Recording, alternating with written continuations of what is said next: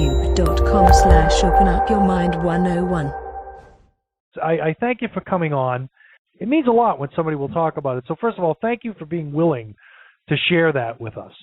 Thank you for inviting me. I do appreciate it. It's an honor. So why don't I give you the floor, and you kind of bring us through what happened, how you ended up where you did, and how you ended up where you are. You know, in a nutshell, grew up in a family of, there was a lot of drinking, a lot of alcohol. Grew up in a couple of bars a few years of my life, and just kind of caught on and beat myself up for a lot of years. You know, I was heavily influenced by an organization called Alcoholics Anonymous because my mom had gotten sober in 1980. So was fortunate enough to have that in my life. And at the ripe age of 26, my biggest fear was waking up with a hangover, and decided that, I'd been living that way long enough and decided to make the change. So I'll let you ask some questions, and then maybe we can move into the good part. Okay. Well, everybody, I've never had a substance abuse problem, but I like to think I've watched enough television over the years to ask this question. Sure. What was your aha moment? What was your bottoming out thing? What happened? Interestingly enough, my bottoming out or my aha moments or my dark night of the soul was actually an accumulation of those. I didn't have one particular event when I did finally stop. Now, I had some pretty big events along the way, but they were not enough. I wasn't done yet. So when I woke up, June 9th of 1995 is the day that I consider to be my sobriety date. 9/8/7. So I passed out the night of the 7th from being drunk. Woke up the morning of the 8th still drunk. So I figured the 9th would be a pretty good day. I wanted to be honest and very important. So there really was no big moment. I woke up that next morning still drunk and couldn't find my car keys. And fortunately, was at a friend's house, and my keys were a block or two away at a place that I had been in a little parking lot. And he took me down there to get my keys, and I found my car and all that. And really, I was just tired of living the way that I was living, and decided I knew that if I didn't quit, I was going to end up dead or in prison. And, it was just common sense.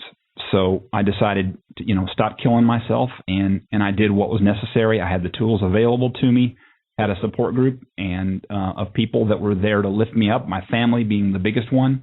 And, of course, AA for the first few years was a big part of it. I knew that if I didn't quit doing what I was doing, I probably wasn't going to live very long. So that's kind of where I came to the end of my rope, so to speak. Okay, now, other than AA, what methods did you employ to get yourself sober and keep yourself sober? Well, I went to meetings probably 7 days a week in the beginning because, it's just tough. It can be tough in the beginning. And over time, slowly, the thought process started to change. That's really the biggest deal. I did go to meetings because I was familiar with them. They helped me. They were there for me. I got a sponsor. I did that. But after about 2 years of meetings, 5 days a week, 7 days a week, and then tapering down to 4 to 3 to 2, in my heart of hearts, I knew that staying in that particular mode of recovery was not for me. Not to say that it does not work for people, because I have very, very dear friends still today that stay active in AA.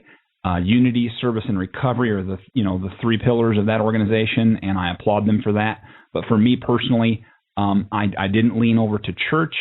I didn't stay in AA. I simply felt in my heart that I knew that I could do what I needed to do and live my life without, needing that support group. So I pretty much just flew solo in terms of, having an actual support group, and now, really didn't come into the whole metaphysics, new age thought, whatever you want to call it, until years later in my life. Well, now, how long have you been, the term, I guess, is how long have you been sober? Yeah, I got sober the summer of 1995, and since then, caffeine would be the only drug I put into my body. It's not for moral reasons. It's not for anything other than I just choose not to. I don't even take cold medicine.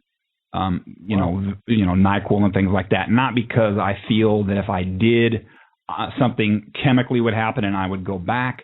I just simply choose to stay away from it, because I know where it took me, and I just choose not to. So now, in all of that time, have you ever, quote unquote, fallen off the wagon or had a slip?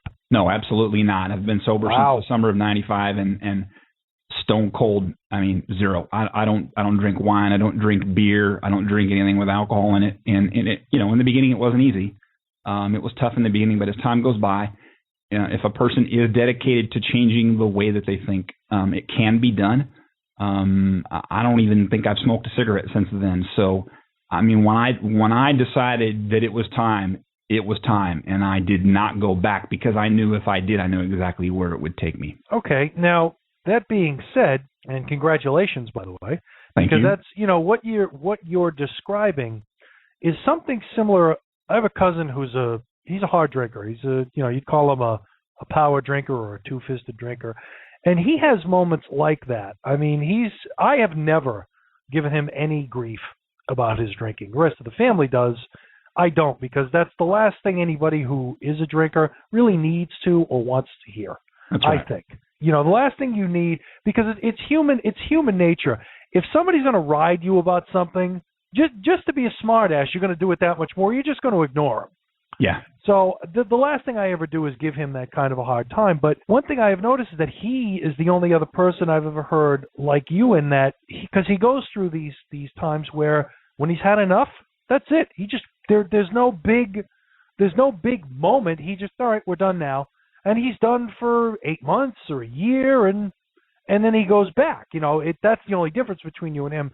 However, he does have that presence of mind and that willpower, if you will, to just say, okay, done now, and that have ever exhibited that kind of strength. Because I look back, I started when I was 13, and of course at that age, access to your drug it's very hard. At 13, I wasn't hanging out in bars and buying on a regular basis. It was tough. You spent 99% of your time getting what you were trying to get, and the other 1% consuming it. And of course, as you age, you get into your teens, that reverses. You spend less time obtaining your drug and more time using it. But once I hit 26, I had taken it as far as I could possibly go, other than, of course, prison, or literally living on the street. And if I always worked, I always kept a job. I was what you would call a functioning alcoholic. That's a very common term that you'll hear. And had family members. I have a few that still do drink. Are they alcoholics? I don't know the answer to that question. It's a self-diagnosis. Only the person who is maybe looking to change, maybe looking to live a different life, can answer that question. I think everyone comes to that place in a different way and maybe in a slightly different path. But the best definition I ever heard of addiction was simply this: addiction is the unwillingness to experience suffering. And when I heard that, I looked back on my life and I said, that makes sense to me. That makes a lot of sense to me, because even when I was drinking, there were times in my mind when I said, I wish I could look back and say it was my stepdad, or it was my whatever. Or I looked back and said, I wish I could say I had obsessive compulsive disorder or split personality or something. So I could at least blame it on something other than the fact that there came a time in my life when getting high, drunk for me, meant more than anything else in the world, up to and including all of the relationships in my life, up to and including the ability to work and to make money. That's how much I fell in love with getting loaded. And I didn't have an excuse. The only excuse was I just liked it that much and was literally willing to die for it. Wow. Now, I have to ask you, because I don't have this frame of reference. I've never had an addictive personality. I mean, I'm by no means choir boy. I've done things in my life, but I never had to have to the point where anything ever fascinated me that much. And the thing I always wondered about, especially having been drunk in my life, I could never understand what the fascination is with being in that state. Can you shed some light on that? No matter where we end up as a species of human beings, as a body of light workers, as you referred to earlier, there will always be the desire to experience altered states of consciousness. It is a part of the human experience. People, in my estimation, at least for as long as I will be physically on this plane, people will always want to get drunk or get high, regardless. It's in every culture that man has ever studied, or at least nearly all of them. But to answer your question, what happens to most people in an addiction, and I can only speak from my own experience, is it's kind of like the first time you've ever had sex, assuming that was a good experience. It's never as good as the first time. It is never, ever as good as the first time. And what a person does who becomes addicted is in the beginning, they chase that first feeling.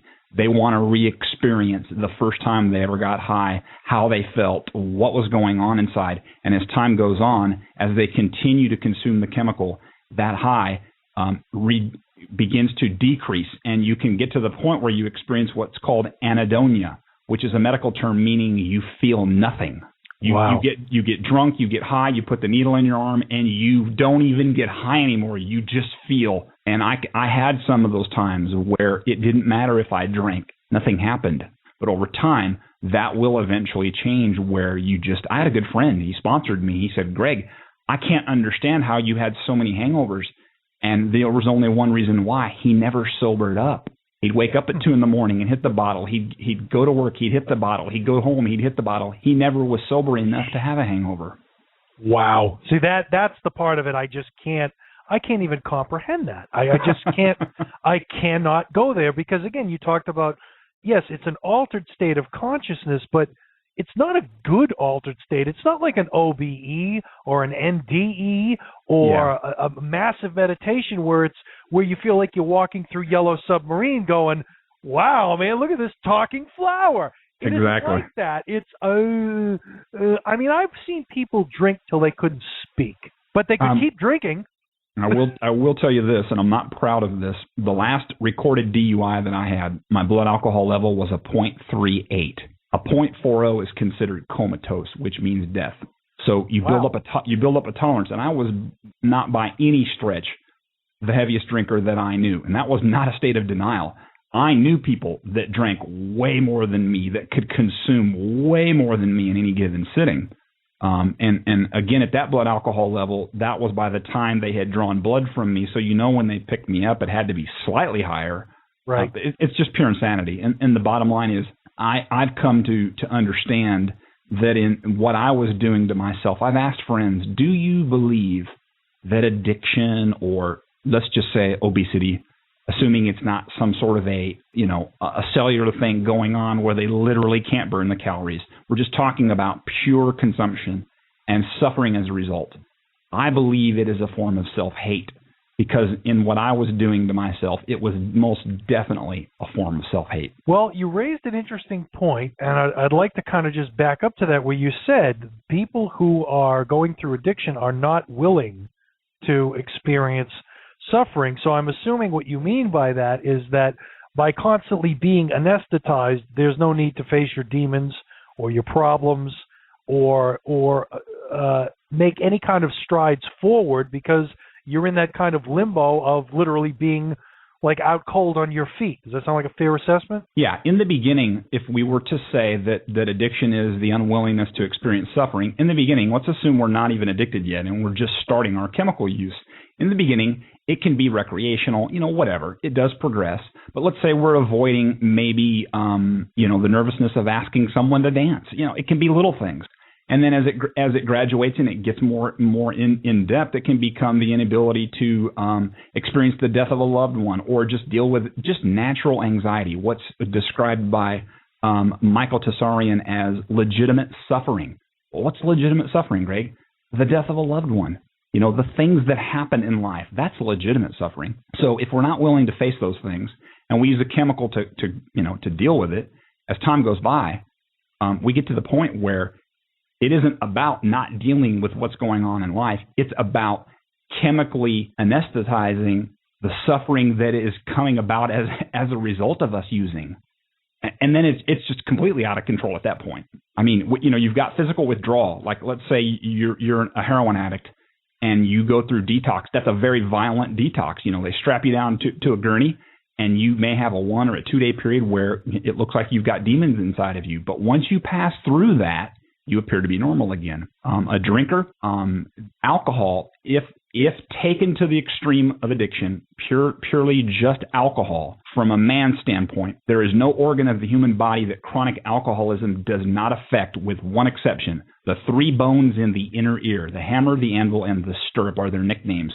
If a man drinks long enough and gets to the stage of what we would call a wino, he'll actually begin to form breasts, because he begins to develop estrogen in his body just like a woman. Wow. So it's even just good old-fashioned booze, good old-fashioned beer, good old-fashioned whiskey, over time can do some very twisted things to you, and you can actually die from acute alcohol withdrawal. It's much more severe than some of the other drugs. What you went through now. To me, when we come to this place, and it doesn't mean that we're better than anyone, it just means that we're in a different place of awareness. And we look around and we think, when are these people going to get this? That can be very, very frustrating. And I believe that when I can get to a place where, okay, now I am aware. Yes, I've got more work to do, but yes, now I am aware. I understand what's going on here. When I can continue to be around those people, not all the time, because I don't want to vibrate there all the time, but when I can be in those people's presence, not judge them, which can be hard to do sometimes, and not get sucked into that vibration, I think that's when we really get to the point of mastery, when we can just be in their presence and it doesn't really affect us. And even though it frustrates us because we love them and we really want to bring them with us, quote unquote, there are some people that simply aren't going to make the cut. And I don't mean that in terms of judgment. I simply mean that if you revealed the ultimate truth to everyone right now, some would accept it and some wouldn't. And just as you mentioned The Matrix, which is that movie is probably a lot more prescient than people give it credit for, because like they say in The Matrix, or like he said when he first puts Neo back in the training program, he said there are some people who are just not ready to be unplugged. Those are the people that you're talking about. Yeah, it's not a judgment day. We're going to be saved. You're not. It's just that, look, if things make this turn and they change, you're going to be stuck here with this continued reality. I mean, if that's what you want and that's what you're comfortable with, okay, but there's certainly a better way. But that I think is what you're talking about, is that these people who have locked themselves into this line of thinking are going to be stuck with it because they don't, it's not even a matter of, well, I can't figure it out. I don't want to figure it out. There are people who are extremely happy in their ignorance. We always are at choice. We are always at cause. We are not at effect. And we're stuck in effect. We think we are the end result of what's happening and have no control over it. We are always at cause. We are always at choice. And when we understand that at a deep level in our hearts, our potential for change is limitless. So it's about self-empowerment. In the beginning, when I was a bit younger, I felt the need to thoroughly educate people about everything that I knew. And it wasn't in terms of arrogance. I just simply felt that they needed to be as informed as I was about how the system works. And what I found out over time is that was the totally wrong approach. And you have to think of it as you take your car to the mechanic and you want him to fix your brakes. You don't want him to read you the owner's manual on the entire car. You just want him to give you a couple of bullet points on how he's going to get the job done. He fixes your brakes and then you pay him and then you leave. I had to take that approach in my teaching. I'll teach people as much as they want to know, but if they're not interested in the deep mechanics, then we can just focus on how they can change their lives by making some changes in their behavior and how they spend their money and those types of things. There will be much darkness before the light comes. And I don't like to think that way. I don't like to stay there because it's ugly, and I don't like that vibration. It's nasty. It's dark. But in terms of just normal, everyday people, in terms of what's it going to take to wake them up, I think people need to hit a very serious rock bottom in this country before they actually wake up and go, something is not right. I mean, they know that it's not right in their gut. But in terms of how they live their normal everyday lives in the Matrix, they just continue to do what it is that they do. And they haven't had that aha moment yet, or that light bulb moment that we talked about earlier. I think that at a deep spiritual level, the place that I get the most revelation, clarity, whatever you want to call it, is when I strip everything away as much as I can. Strip everything away, come down to the simplest common denominator. And spiritually speaking, the simplest common denominator in my experience is simply this. We live most of our lives rejecting the truth that we are gods, that we are at least children of God. And we don't want to accept that reality, because if we do, with that power comes great responsibility. One of the words that we that is disguised really, really well in our culture is the word want. And what I've come to know is that if I use that word in any form or fashion, like in affirmative prayer, it keeps me in the place of wanting. It always keeps me in the place of something that's going to happen in the future. And that segues beautifully into religion. What do most religions teach? Your reward is in the future. So therefore you must suffer your current life, but you will be rewarded ultimately. That's not the life that I want to live. So I always try to be mindful of using the word want. And another word that is equally camouflaged in our society is hope. Oh, yes. Because all hope does is keep you in a place of expectancy, hoping. It's going to happen. It might happen. Maybe it'll happen, and it never happens. Most of us use that word very unconsciously. Just means we're not aware. Words are powerful, and words mean things. And if you're not careful as to how you create these affirmations, you just said it. You create an endless cycle of wanting and never getting, needing and never having, dreaming and never attaining. So you have to be very, very specific about your thinking. We always have to remember, whenever we say I am, we must be very careful what comes out of our mouth next. I am so pissed off. I am so angry. I am whatever, and it can be used in a good way. That is a very, very powerful thing that you say when you speak I am. You've got to really pay attention to what comes after that.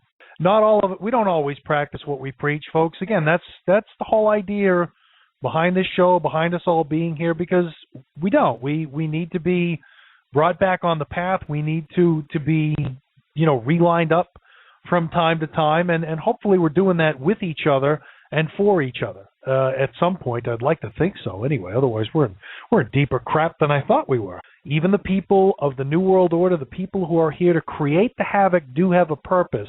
Yep. But our purpose is certainly not to be trapped by them, and certainly not to continue to let them trap others. So it has a lot in it in that, we have to do the best we can to keep trying to wake people up, but there's a limit to what you can do. So you know what? I'm going to leave it there.